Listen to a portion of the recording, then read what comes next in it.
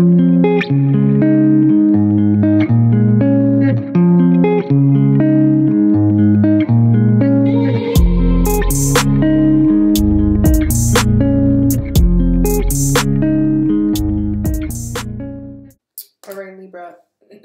I feel like the energy that you're experiencing in February is like, all right, get on with it already. Like, in terms of speaking to the universe. By the way, thank you for your patience. When I started the readings last week, I got really sick, and that's why we're late. First out of the deck, I had the Eight of Wands and the Fool, and I just feel like everything has been pushing you towards a new beginning. Every single thing has been just accelerating you into leaving the past behind and just going for it, right? Whatever it is in your life that you need to just go for. And also with the Fool here, I feel like Spirit and the universe is encouraging you to scrap everything that you've been putting in or putting out or putting up with, okay? Because I just feel like you kind of need to take an Aquarian approach and just to be really detached and just do it, whatever it is, right? Just do it. Like, go for it, do it. Because there's a lot of change coming for you, potentially in the way that you make your money, or the way that you connect with your intuition. Then we have the Star and the Knight of Swords. And I feel like you've been getting some really strong messages that are like right in your face. And if you haven't already, you're going to, that are just calling you to have a renewed faith in something that I feel like you had lost faith in. If there's some aspect of your belief system that had faded away, or you just weren't seeing the payout for believing in it, or you're not seeing the why bother going this route, I feel like all of that is going to reconcile itself. With the Star here too, when it comes to your dreams, especially if you had felt like everything had been on pause for a while, I feel like you're going to get the stamina and the insight on how to begin again. And some of us have multiple dreams, you know what I mean? Like, we either are multi-talented, or there's something that we do just for love, and there's some things that we do that we like, but they'll also make us a lot of money or whatever. So I feel like there's something that you would kind of let fall to the wayside just because at the time it wasn't practical, and it's coming back at like full force, especially if you are a writer, or you used to use your voice to create change or to instill hope in people. If you're a motivational speaker, or you're even like a manager and you have to speak positively to your team, or if you just lost the ability to be really the positive influence in your sphere, I feel like you're getting a chance to prepare that. Down here with the Wheel of Fortune, the Queen of Cups, and the Ten of Wands, I feel like whatever you've been incubating or holding on to, whatever emotional waters have been stirring inside of you, whatever awakenings or changes and shifts that have been happening for you, I feel like you have to let them out and let them flow. Otherwise, they're going to start to become burdensome. Because with the Wheel of Fortune here, there's things that want to change and shift. And I feel like this water from the Queen of Cups needs to push the wheel like a water wheel. But there's a lot of tension that has built up behind it. And it almost may be like, well, I'm too busy to give this kind of stuff attention, or I have too much on my plate. I can't focus on, emotional matters or whatever. But you need to. You need to give attention to the things that have been calling for your attention, because there's a lot of energy pushing you forward and out of whatever rut you may have been in for a while. And there's a lot of stuff that's tugging on your energetic field for you to pay attention to. And I don't think you've quite figured out what it is yet. But I do feel like there's a lot of intuitive information that you're trying to sweep under the rug, and Spirit's like, no, no, no, no, no. I'm going to make this feel unbearable until you pay attention to it. All right, Libra, just a quick reminder that I am on hiatus from private readings at this time, but I did release a book. It's a poetry book, and if you're interested in the book, all that information in the description box below. It's a PDF, so it's an instant download. But anyways, back to your reading. Today, for additional guidance, we're using the Magdalene Oracle, and you guys got the same card as Virgo, the Messenger, okay? And this reading is definitely twofold. It's about being the messenger and also being open to receiving the message. At the bottom of the deck was intimacy, and I can't remember what was at the bottom of the deck with Virgo. I want to say it was sacred sexuality, which is similar to intimacy, though intimacy doesn't have to be sexual in nature. So when it comes to the energy of the messenger, I feel like it's important to remember that messages don't necessarily tell us what we want to hear. They don't appease the ego. They tell us what we need to hear. And with intimacy as the underlying energy for that, I feel like you're getting called to get more intimate with your life and with spirit, and with the messages that you receive. I feel like taking things for face value right now is not going to be as beneficial as taking them deeper than that and looking into things. Not looking, but feeling into things, I should say. Your overall energy is the King of Cups. So I do feel like you're also reaching a new plateau, if you will, a new mark of emotional maturity as well as understanding, especially if you do spiritual work for a living, or you do something where you have to listen to people and empathize and, hold space. Okay. If you have to hold space for people, you can even be, again, a manager of some sort, or a team leader, but anytime that you have to manage people or be a confidant for people, this is King of Cups energy. And King of Cups is a very trusted ally. And when you're in the position of being a trusted ally, a lot of times you're used to being the messenger. And I feel like at this time you're receiving messages from the universe and people that are, for lack of a better term, we'll say below you. But I mean that in the sense of it could be a child, right, so they're below you in age. Or it could be someone that you have to, you're their superior. So they're below you in rank, things like that. And intimacy as the underlying energy also requires vulnerability. And intimacy requires really not shedding our fears, but bearing them. Because when we're intimate with someone, they can see every facet of us, right? Or we're intimate with a situation, they can see every facet of us. So I feel like you're being called to really get naked with spirit, okay? What you're being asked to leave behind, we do have the Eight of Pentacles with the Two of Swords. On the Two of Swords, we have the Destiny rune. When the Eight of Pentacles flipped itself in the deck, all the other cards got put on top of it, and instantly I heard, stop burying yourself in work. Obviously, everyone's job has a certain amount of responsibilities that are required from us, but if you can somehow take less of your work home, or, not put things off, but if you can somehow clear a portion of your schedule this month so that you get a little bit more time to yourself, I feel like that's going to be extremely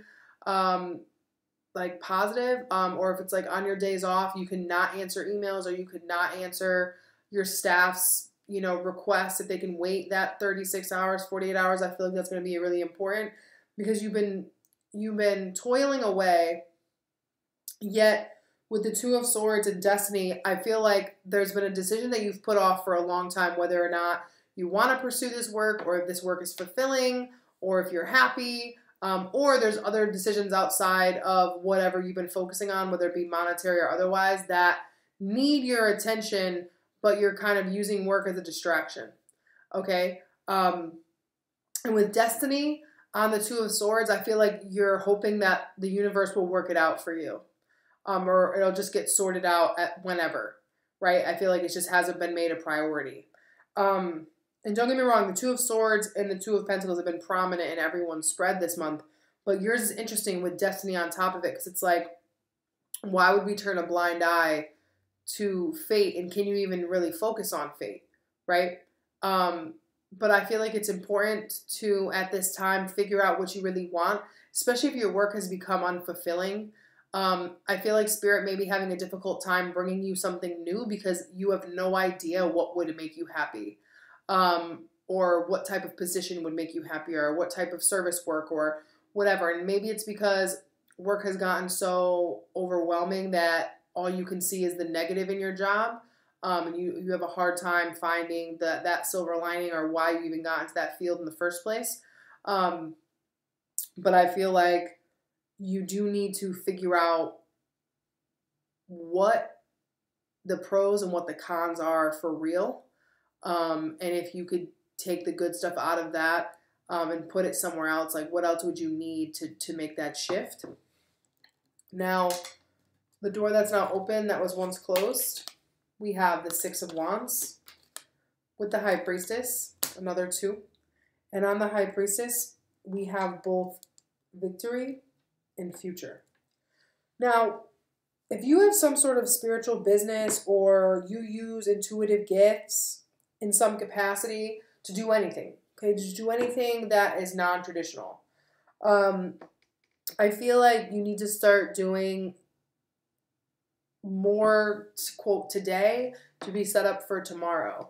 Because the High Priestess with victory and future is saying that, like, especially accompanied with the Six of Wands, I feel like you're already starting to get a, quote, taste of the type of attention and notoriety that you'll receive if you finally start to act on the impulses and the signs and messages that you've been getting from Spirit. I feel on some level like you're holding yourself back because you're not ready for like the massive influx of success and of attention that you would get if you let it all out in the open. And it's not that you don't want the success or that you don't want the notoriety. I feel like it just also requires a whole another level of responsibility. And sometimes we don't want all that responsibility. I know there's certain things that I've held myself back from doing because then I realize like how accountable I have to be with myself. And then it's like, that seems debilitating. So you just hold yourself back. But I feel like you already have a sense in your spirit of like what you should be doing and what you would get a lot of accolades for. Because you know you're destined for bigger things than what you're doing. And even the people around you are picking up on it. And, you know, you're used to, I feel like, being everyone else's support system. And I feel like sometimes that takes away from giving yourself the support that you need. And again, with Messenger here, just keep paying attention to the little things that catch your eye. I feel like they're going to add up to something much bigger. Your current energy as it relates to all of this.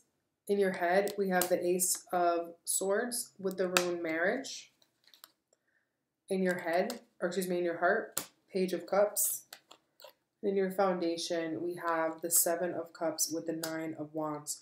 So with your foundation being this kind of hesitant type of energy, again, like I was saying before, we have a lot of different talents, and especially if we've never pursued them in a very committed capacity, we can be just completely unsure of like what it would mean if I pursued it. So I feel like you've been kind of on some level, especially in a non-physical way, playing out in your head, what would happen if you took this route? What would happen if you took that route? What would happen if you take this route? But at some point, you have to just take a route in the real world, because until you act on potential outcomes, you know what I'm saying? Until you take a physical road, you're never really going to know, because our speculation, no matter how grounded it is in like, you know, real potential, is not the same as actually just trying something or actually just doing something. So I feel like you're getting to the point where you actually have to just give one of these options a go. With the Seven of Cups too, I feel like there is some confusion on where your energy would be most efficiently spent, if you will. And any daydreaming that you do about like, well, my life could be better if I did this, or I wonder what it would be like if I did that, I feel like is also kind of ungrounding you and making you more resistant to creating change, because it's like, especially on a bad day, you're going to have like a different kind of outcome than if you had on a good day. I feel like you toggle back and forth, because the Nine of Wands is also like, you know, it's almost just like fear of potential. With the Page of Cups in your heart space, I feel like there is a seed that has been planted that is really, for lack of a better term, I'm just going to say kind. Like there's a lot of kindness behind this seed. I feel like you have something new and fresh to offer people, something that is rooted in friendship and kindness and the youthful energy of a child, like that love that only a child can give that just comes unscathed. And I also feel like you have that for yourself. And when you have that for yourself, if you don't feel like you have this right now, you know, there is a need to tap into it, because with the Ace of Swords in your headspace with the rune marriage, I do feel like you need to commit to having a clear mind about your gifts, having a clear mind about what your overall skill set is, and being committed to just having, I don't want to say an empty mind, but an uncluttered mind. This energy could also be you're literally like unsure about your thoughts around marriage, or commitment, and you're considering, like, if you've been receiving messages about you're going to have to like start to open yourself up to somebody, or the reason that you have put your dating off is because you're not ready to open up with somebody, or take things to the next level with somebody. I feel like those things are going to come up too. And especially because Virgo also got the Messenger, I feel like if you have Virgo strong in your chart, or, you know, you date a Virgo or something, like I would check that reading out and see how those overlap. Especially if like work keeps you guys apart and you guys are on very different life paths. It's like wondering, like, are we ever going to be on the same page? Like, are we ever going to grow in the same direction? Spirit's advice on how to handle this energy. We have the Page of Swords with the Three of Cups and the Nine of Pentacles. On the Three of Cups, we have the rune Luck. Again, if you do some type of spiritual or artistic type of work, I feel like you're already a part of a community that would be very supportive of any type of entrepreneurial endeavors that you undertook.